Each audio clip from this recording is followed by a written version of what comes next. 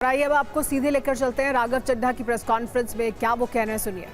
अपने मूल्यों से, अपने कोर मॉरल और वैल्यूज से भटक चुकी है और अब ये पार्टी देश के लिए नहीं, देश के हित के लिए नहीं, बल्कि अपने पर्सनल फायदे के लिए काम कर रही है। आप में से कई लोग पिछले कुछ सालों से मुझे ये कह भी रहे थे और मैं पर्सनली पिछले कुछ सालों से ये महसूस कर रहा था that I am the right man in the wrong party. I repeat, I am the right man in the wrong party. इसलिए आज हम ये अनाउंस करते हैं, मैं ये अनाउंस करता हूं कि मैं आम आदमी पार्टी से दूर जा रहा हूं और जनता के पास जा रहा हूं। पॉलिटिक्स में आने से पहले मैं एक प्रैक्टिसिंग चार्टर्ड अकाउंटेंट था।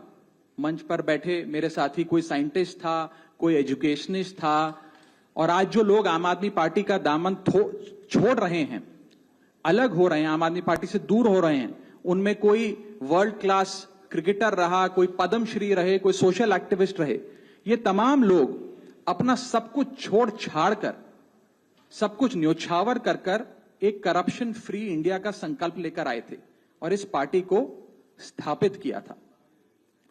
मैं इस पार्टी का फाउंडिंग मेंबर था। मुझसे बेहतर आम आदमी पार्टी को शायद ही कोई जानता होगा। हम सब ने मिलकर पूरी कमिटमेंट और डेडिकेशन के साथ इस पार्टी को दिल्ली में स्थापित किया, पंजाब में स्थापित किया और देश के अन्य राज्यों तक पहुंचाने का प्रयास किया। लेकिन आज मैं बहुत दुख के साथ, बहुत पीड़ा के साथ और बहुत शर्म के साथ ये कह रहा हूं कि जो पार्टी करप्शन खत्म करने की कसम खाकर बनी थी, वो पार्टी आज करप्ट और कॉम्प्रोमाइज लोगों के हाथ में बुरी तरीके से फंस चुकी। और इसीलिए हर वो देशभक्त आदमी जो भारत मां की सेवा करने के लिए आम आदमी पार्टी से जुड़ा था,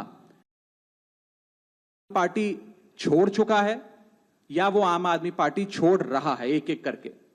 मैं सरल भाषा में कहूं तो अपना करियर बनाने के लिए राजनीति में नहीं आए थे। हम लोग अपना करियर छोड़ के देश के लिए राजनीति में आए थे, और यदि देश के लिए काम इस पार्टी में नहीं हो पा रहा है, वो इसलिए क्योंकि अब आम आदमी पार्टी वो पुरानी वाली आम आदमी पार्टी नहीं रही। और पिछले कुछ सालों से आप लोग लगातार मुझसे पूछ रहे थे कि राघव जी, आप एक साल से पार्टी की गतिविधियों से अलग क्यों नजर आते हैं, पार्टी से किनारा क्यों कर लिया। तब मैं कुछ बोलता नहीं था, मैं प्रयास कर रहा था कि चीजें बेहतर हों। लेकिन आज मैं आपको असल कारण बताता हूं कि क्यों मैंने पार्टी की गतिविधियों से अपने आप को अलग कर लिया। और उसका कारण यह है क्योंकि मैं उनके गुनाह में शामिल नहीं होना चाहता था, उनकी दोस्ती के काबिल नहीं था, क्योंकि मैं उनके गुनाह में शामिल नहीं था। आज हम एक ऐसे मोड़ पर खड़े हैं कि हमारे पास सिर्फ दो ही ऑप्शंस थे, दो विकल्प थे। या तो हम राजनीति छोड़ दें और पिछले 15-16 साल जो हमने सार्वजनिक जीवन में काम किया उसे त्याग दें, या फिर हम अपने अनुभव को, अपनी स्किल्स को, अपनी पूरी ऊर्जा और एनर्जी को लेकर पॉजिटिव पॉलिटिक्स करें। इसीलिए हमने ये डिसाइड किया that we the 2/3 members of parliament of the belonging to the Aadmi Party in Rajya Sabha exercise the provisions of the Constitution of India and ourselves with the BJP। हम BJP में विलय करते हैं। पिछले 12 सालों में Bharatiya Janata party की केंद्र की सरकार, माननीय प्रधानमंत्री नरेंद्र मोदी जी के नेतृत्व में जो सरकार चल रही है, उसने कई मजबूत ऐसे फैसले लिए जो आज से पहले नेता फैसले लेने से शायद डरते थे। चाहे वो आतंकवाद की जड़ उखाड़कर फेंकना हो या भारत को विश्व की टॉप इकोनॉमीज में लाना हो। इस नेतृत्व पे जनता ने एक बार नहीं, 2 बार नहीं, 3 बार मोहर लगाई है।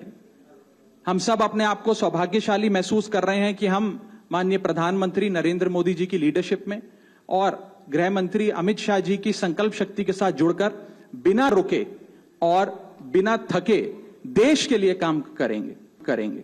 और जिन लोगों के मन में थोड़ी पीड़ा थी, दुख था, मैं बतौर एक सांसद जो ऑर्डिनरी सिटीजन्स के ऑर्डिनरी इश्यूज को पार्लियामेंट में उठा रहा था, मैं शायद नहीं उठा पाऊंगा क्योंकि मेरी अपनी पार्टी ने मेरी आवाज बंद कर दी थी। मैं उन्हें भी कहना चाहता हूं कि आप चिंता मत करिए, मैं उसी कमिटमेंट, उसी जोश और उसी एनर्जी के साथ आपके तमाम मुद्दे उठाता रहूंगा। जय हिंद।